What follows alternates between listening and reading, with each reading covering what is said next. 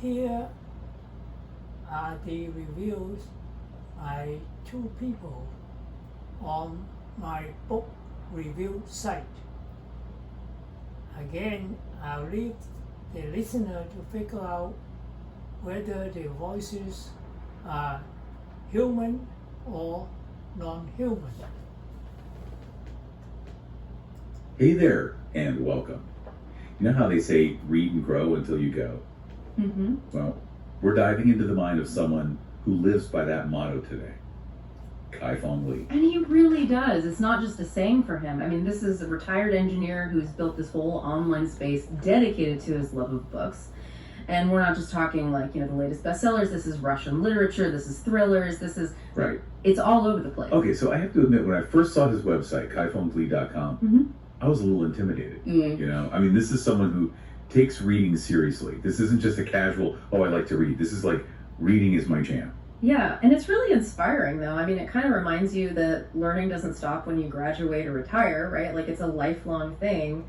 And Kai-Fong's a great example of how the things we're passionate about outside of work can really flourish later in life. Absolutely, yeah. It's like he's saying, retirement. No, that's just more time to read. Yeah.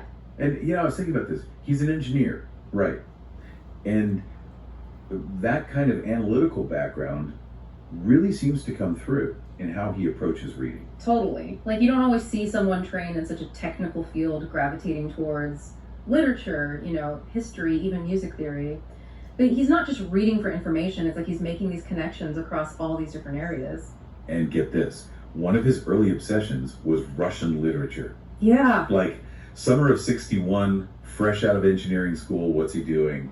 He's diving headfirst into Tolstoy and Dostoevsky. Wow. Right? Talk about a plot twist. Yeah. Like, he's saying, sure, I can build bridges, but I also want to understand, the human condition, Exactly. And it wasn't just the literature. Alongside those, he was reading speeches by Churchill and Roosevelt, Kennedy, all these figures who shaped history. It's like he was fascinated by the power of language, how it can move people, Absolutely. And this wasn't just a phase. He kept up this, voracious reading habit throughout his career. Imagine that late nights designing circuits, then unwinding with Dostoevsky. Wow. It's like a whole different world. I know, right? Yeah. But then retirement hit. And that's when things really took off. Yeah, it's like a whole new chapter opened for him, revisiting the classics, getting into modern thrillers. And finally, in 2020, he starts formally reviewing books and sharing his perspective online. And thank goodness for that. Yeah. I mean, his website's not just a list of books he liked. It's like this treasure trove. I love how he picks out his favorite quotes from each book. It's true. It's like he's saying, here, look what I found. These little nuggets of wisdom, Yeah. I gotta share these. Right. And they're not those cheesy motivational quotes. They make you think. They offer real insights into how to actually live a better life. Oh, absolutely. You've got Jane Hawking talking about resilience, and then there's Eric Maria Remarque reminding us to find happiness in everyday things. Oh, and we can't forget about Aesop. Remember that one.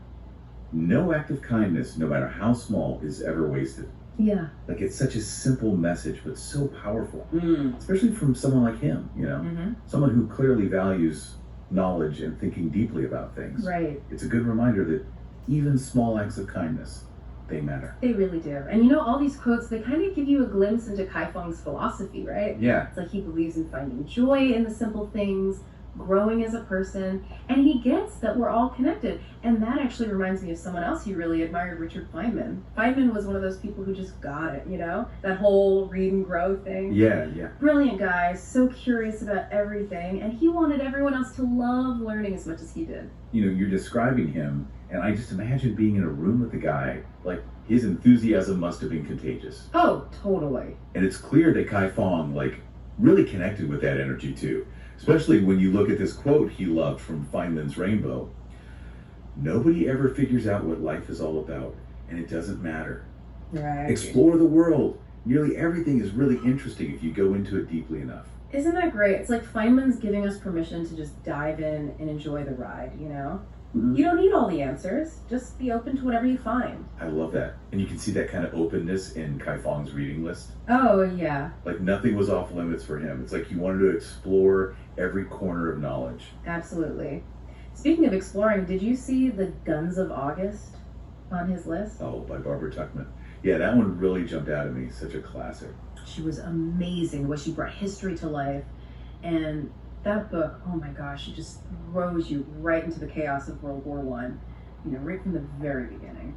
It's wild to think, with his engineering background, that he was so drawn to a book about, like, the unintended consequences of technology, right? Right. It's like he understood that progress isn't always a straight line. Sometimes it comes with these unexpected side effects. Exactly. You have to be willing to look at things from different angles, question your assumptions, and maybe that's why he also loved A Short History of Nearly Everything by Bill Bryson. Oh, what a ride that book is. Big Bang to Civilization, and Bryson just makes it so fun and engaging. I know. I can totally see Kai Fong connecting with that, finding those unexpected links between totally different subjects. It's like Bryson saying, look how cool everything is when you actually take the time to learn about it. And that kind of wonder, that's what connects him to Yuval Noah Harari too, don't you think? Totally. They both have that knack for making you think about the big picture. Oh, for sure. And Harari's books, Sapiens, Homo Deus, 21 Lessons for the 21st Century. Yeah. I mean, he tackles some really heavy stuff. Yeah. Where did we come from? What's the future of humanity? Artificial intelligence, all the big, complicated questions. And Kai Fong didn't just read these books passively, he wrestled with them. Like, knowledge was a tool for him to understand the world better. It's like he took Feynman's advice to heart, Totally. He wasn't afraid to dive deep into whatever fascinated him. Exactly. Whether it was the history of war, or consciousness, or the future, he was all in. And it's not just science and technology either. He loved biographies too, especially people who push the boundaries in their fields. It's like he saw these stories as examples of, like, how to live a life dedicated to learning. Yeah. Like, he's reading about these incredible lives and thinking, hey, if they can do it, Right. maybe I can too. And speaking of incredible lives, he seemed really drawn to Winston Churchill. Even read that massive biography, Churchill, by Paul Johnson. Oh, yeah. Johnson was great at cutting through all the hype, giving you the real story, even if it wasn't always pretty. And Churchill, well, he was complicated, that's for sure. Definitely not a simple guy. And what's funny? You'd think an engineer like Kai Fong, he'd be all about Tesla or something like that, right? Yeah, you'd think so. But Churchill, this master communicator, Yeah. politician, that's really interesting to me. It says a lot about what he valued, right? For sure. Like, leadership isn't just about being the smartest person in the room. Look at Churchill. He inspired people, gave them hope. Those skills matter in any field. Totally. And in a way, don't you think Kai Fong, by creating this whole website, he's kind of a leader too? Oh, absolutely. He's out there saying, hey, be curious, keep learning. Leading by example, right? Exactly. And it's not just Churchill who fascinated him. He also read Mozart, A Life, also by Paul Johnson.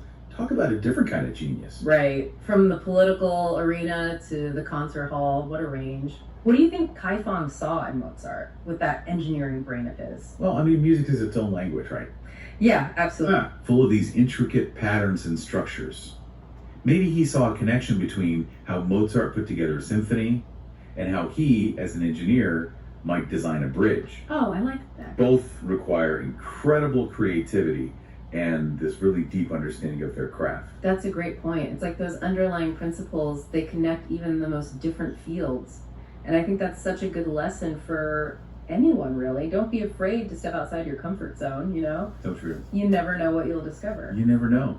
And that's what Kai Fong's story is all about, isn't it? Yeah. It's about that curiosity, the joy of learning new things, and that belief that you should never stop growing as a person. It's read and grow until you go in action. Absolutely. And the best part is, it's a philosophy anyone can embrace.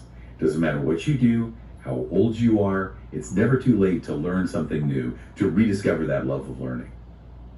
So as we wrap up this deep dive into Kai Fong Lee's world, think about what you're curious about. Is there a topic you've been meaning to explore? Mm-hmm. Maybe there's a book you've been wanting to read? Well, here's your sign. Dive in. Yeah. What are you waiting for? You never know, you might just inspire someone else to start their own learning adventure. On behalf of the two commentators, thank you for listening.